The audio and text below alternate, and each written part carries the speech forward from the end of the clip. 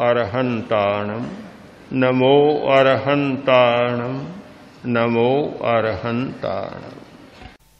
जिस व्यक्ति ने चैतन्य केंद्रों का ध्यान किया है, जिस व्यक्ति ने मंत्रों का ध्यान किया है, जिस व्यक्ति ने रंगों का ध्यान किया है, वह अपने शारीरिक स्वास्थ्य को भी बदल सकता है, अपने मानसिक दुर्बलताओं को भी बदल सकता है, मानसिक आघातों को भी बदल सकता है, मन की भयंकर ग्रंथियों को भी खोल सकता है। ऐसी ग्रंथियां लगती हैं कि जो नहीं खुलने वाली हैं और कोई उपाय नहीं, किंतु ध्यान के द्वारा, विशेषतः चैतन्य केंद्र के ध्यान के द्वारा उन अभेद्य और दुर्भेद्य ग्रंथियों को भी भेद सकता है और ग्रहों के प्रभावों को भी बदल सकता है। अध्यात्म का पूरा ज्योतिष है। उसके अनुसार आपको ये जानने को भी कभी मिलेगा कि किस राशि में, किस महीने में किस चैतन्य केंद्र का ध्यान करना चाहिए और क्यों करना चाहिए। अप्रैल का महीना एक अलग ध्यान का प्रयोजन होता है, मई में अलग प्रकार का ध्यान किया जा सकता है और किसी दूसरे विशेष शक्ति जागरण के लिए किया जा सकता है। एक पूरा विज्ञान है इसके साथ। शक्ति जागरण का ध्यान शक्ति को सुलाने वाला नहीं, जगाने वाला है। ध्यान करने वाला निकम्मा नहीं होता, निठल्ला नहीं होता, आलसी नहीं बनता, अकर्मण्य नहीं बनता।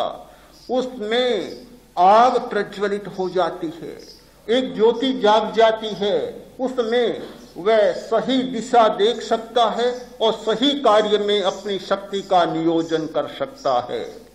शक्ति का नियोजन चले, पूरे दिन काम करे और फलितार्थ आए छोटा सा। अप्रैल का महीना एक अलग ध्यान का प्रयोजन होता है। मई में अलग प्रकार का ध्यान किया जा सकता है और किसी दूसरे विशेष शक्ति जागरण के लिए किया जा सकता है। एक पूरा विज्ञान है इसके साथ। शक्ति जागरण का ध्यान शक्ति को सुलाने वाला नहीं, जगाने वाला है। ध्यान करने वाला निकम्मा नहीं होता, निठल्ला नहीं होता, आलसी नहीं बनता, अकर्मण्य नहीं बनता।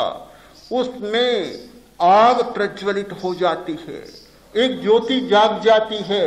उसमें वह सही दिशा देख सकता है और सही कार्य में अपनी शक्ति का नियोजन कर सकता है। शक्ति का नियोजन चले, पूरे दिन काम करे और फलितार्थ आए छोटा सा। कोई पूरा उपयोग नहीं होता, उसे कर्मण्यता नहीं कहा जा सकता। कर्मण्यता वह है कि कम श्रम में बहुत बड़ी निष्पत्ति हो जाए। ध्यान करने वाले व्यक्ति की दिशा सही हो जाती है, उसे सच्चाई मिल जाती है। वह उतना ही काम करेगा जितना कि अपने लिए, परिवार के लिए और समाज के लिए, राष्ट्र के लिए जरूरी है। अनावश्यक काम नहीं करेगा। वह ऐसी गैसों का निर्माण नहीं करेगा जिससे कि 7 मिनट में पूरी दुनिया समाप्त हो जाए। यह भी कोई श्रम है, काम तो है। बड़े कारखाने चल रहे हैं, हजारों हजारों वैज्ञानिक लग रहे हैं, वायरस का निर्माण कर रहे हैं। किसी एक राष्ट्र में थोड़ा सा असावधानी के कारण वायरस का डिब्बा, पेटी खुल गई, थोड़े से वायरस फैले, कार्यालय के बहुत सारे लोग मर गए। पता चला तो फिर सफाई दी गई कि नहीं नहीं, असावधानी के कारण हुआ और वे कोई वायरस युद्ध के प्रयोजन से नहीं खोजे जा रहे थे, नहीं किए जा रहे थे। कोई दूसरी खोज चल रही थी और दूसरे कोई कीटाणु आ गए, ऐसा हो गया। कोई युद्ध का प्रयोजन नहीं था। किंतु आज इस बात को अब छिपाया नहीं जा सकता कि हजारों हजारों वैज्ञानिकों का श्रम, लाखों लाखों मजदूरों का श्रम इसमें लग रहा है और बड़े बड़े कारखाने दिन रात चल रहे हैं। कि किस प्रकार भयंकर वायरस पैदा किए जाएं और मनुष्य जाति को कैसे जल्दी से जल्दी समाप्त किया जाए, कम से कम विरोधियों को भयभीत कैसे रखा हाँ भयभीत कैसे रखा जाए। और ये आने वाला युद्ध अब अणुयुद्ध नहीं होगा, अणुयुद्ध का युग समाप्त हो चुका, अणुओं का भय भी समाप्त हो चुका। यह युद्ध होगा गैसों का या जीवाणुओं का। इतने भयंकर जीवाणु पैदा किए जा रहे हैं। एक जीवाणु को सेना में छोड़ा, जुकाम लगाने वाला, जुकाम लगने वाले वायरस वे जीवाणु युद्ध के स्थल में छोड़े गए। सारे सैनिक छी छी छी करते रहो, बस हाथ में अस्त्र उठाने का ही मौका नहीं है।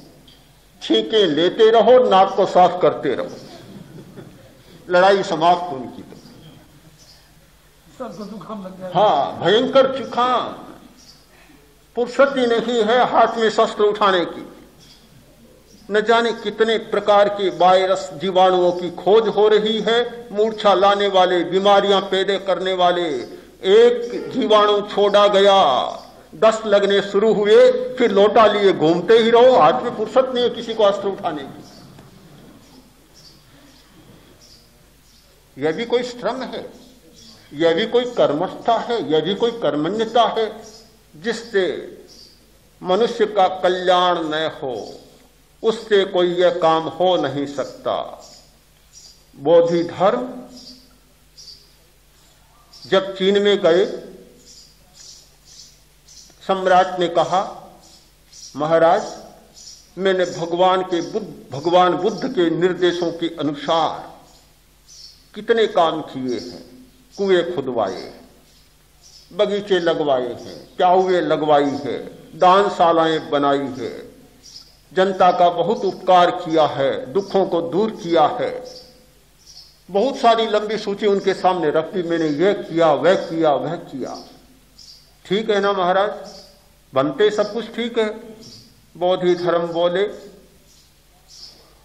सब उल्लासकारी हैं किंतु कल्याणकारी नहीं।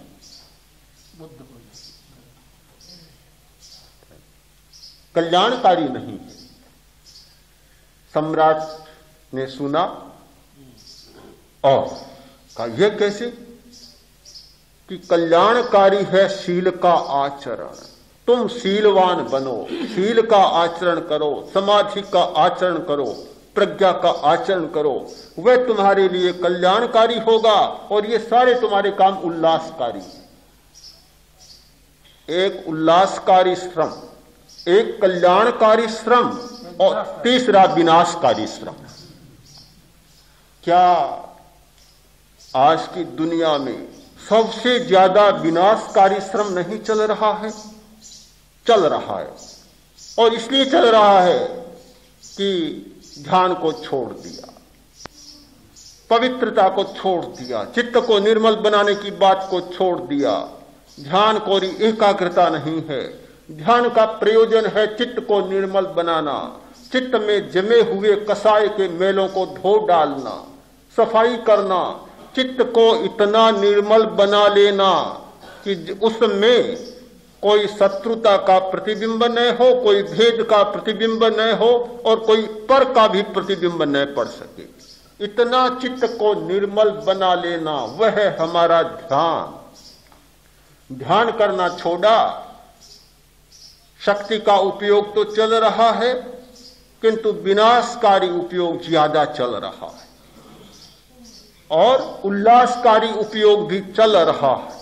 नहीं चल रहा है ऐसी बात नहीं, उल्लासकारी भी चल रहा है किंतु कल्याणकारी कर्म, कल्याणकारी श्रम, कल्याणकारी कर्मण्यता जो चाहिए वह नहीं चल रही है। ध्यान के द्वारा आदमी निठल्ला नहीं बनता, उसकी शक्ति का जागरण होता है, चेतना की शक्ति जागती है, कर्मजा शक्ति जागती है किंतु दिशा बदल जाती है। फिर वह प्राथमिकता देगा कल्याणकारी कर्म को, उल्लासकारी कर्म उतना करेगा जितना जरूरी है और विनाशकारी कर्म कुछ भी नहीं करेगा। जब समाज में ध्यान की शक्ति नहीं जागेगी, चित्त को निर्मल बनाने की प्रक्रिया नहीं जागेगी, चित्त के कसायों को, सामाजिक संघर्षों में जमने वाले मैलों को, प्रतिक्रियाओं को, सामाजिक और पारिवारिक संबंधों में होने वाले विषादों अवसादों को धो डालने की प्रक्रिया हाथ में नहीं लगेगी तो कल्याणकारी कर्म सबसे कम होगा, उल्लासकारी उससे ज्यादा और विनाशकारी उससे ज्यादा। ये तरतमता दोनों दिशाओं में है, इसका आप स्वयं निर्णय करें। दिशा बहुत हमारी स्पष्ट होगी। फिर मुझे इसकी चर्चा करने की बहुत जरूरत नहीं कि ध्यान करने वाला व्यक्ति निठल्ला निकम्मा बनता है या ध्यान के द्वारा किसी विशिष्ट शक्ति और चेतना का जागरण।